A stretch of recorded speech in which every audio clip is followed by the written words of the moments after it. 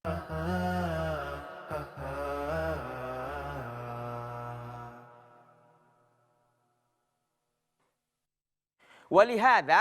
para pemirsa Salam TV rahimanallahu taala wa iyyakum jami'an, walihada kana Rasulullah sallallahu alaihi wasallam yusalli minal laili hatta tatafattara qadamahu.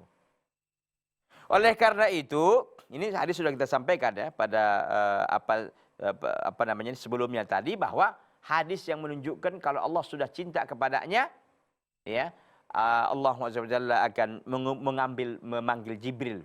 Lalu mengatakan kepada Jibril, cintai si fulan karena aku cinta kepadanya. Jibril mencintainya dan menyuruh kepada langit.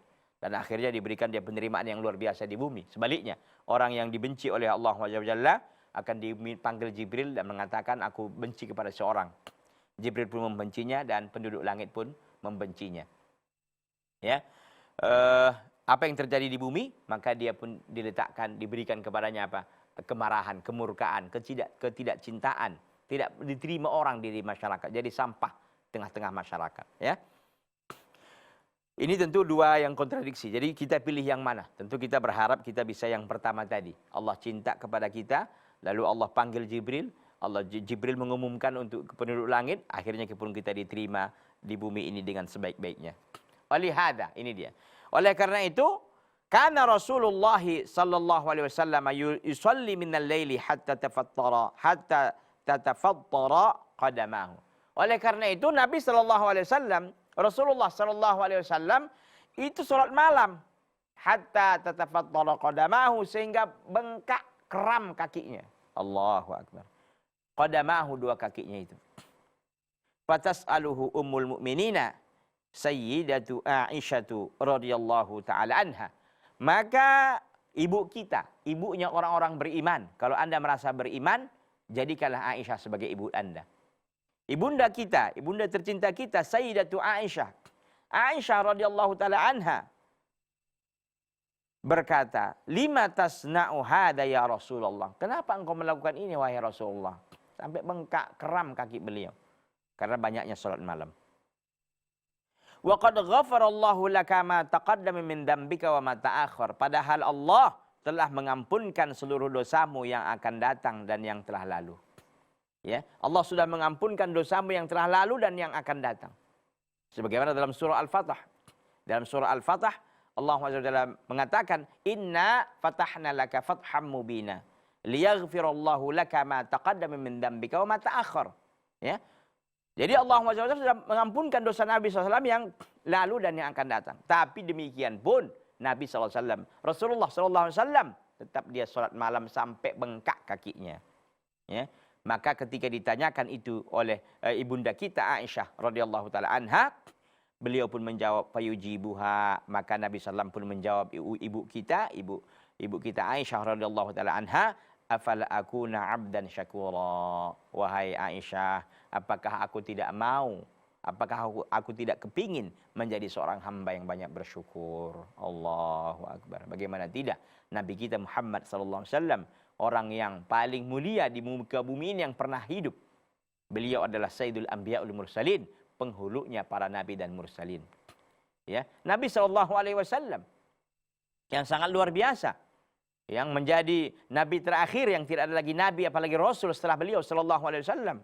Lihat bagaimana beliau keseriusannya, kesungguhannya untuk melaksanakan qiyamul lailnya, untuk melaksanakan ibadah-ibadah sunnahnya, terutama salat malamnya. Sampai bengkak kakinya. Kita pernah nggak bengkak kaki kita gara-gara sholat? Nggak ada. Gara-gara main bola, bengkak kaki ada. Gara-gara olahraga, tangan ataupun kaki kita jadi lecet ada. Tapi karena ibadah, ini. Bisa nggak kita seperti itu? Kita berusaha. Ya.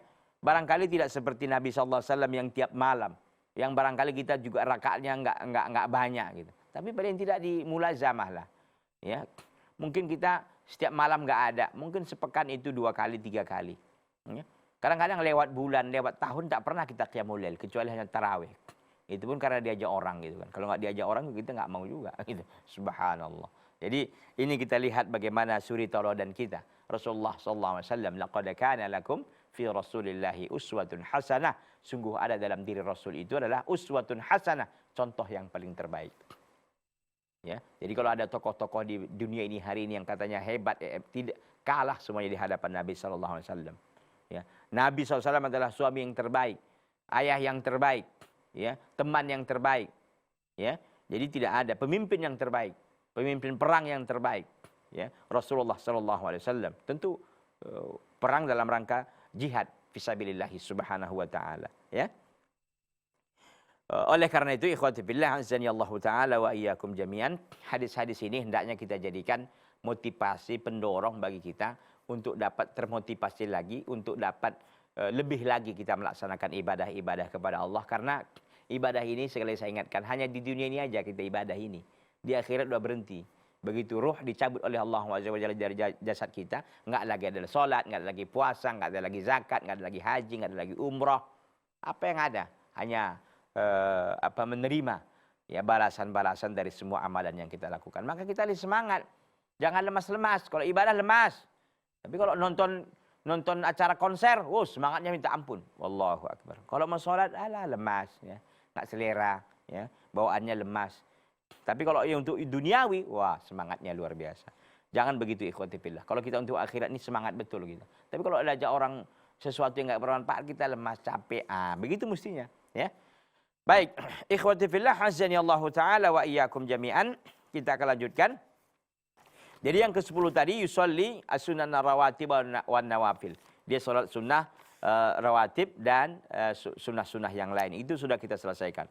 Yang berikutnya adalah yuhsinu ada as-shalah. Ini yang ke-11 ya, al-muslimu ma'a rabbih, yaitu yuhsinu ada as-shalah. Dia benar-benar memperbagus ada as-shalah, pelaksanaan salatnya. Dia benar-benar memperbagus pelaksanaan ibadah salatnya.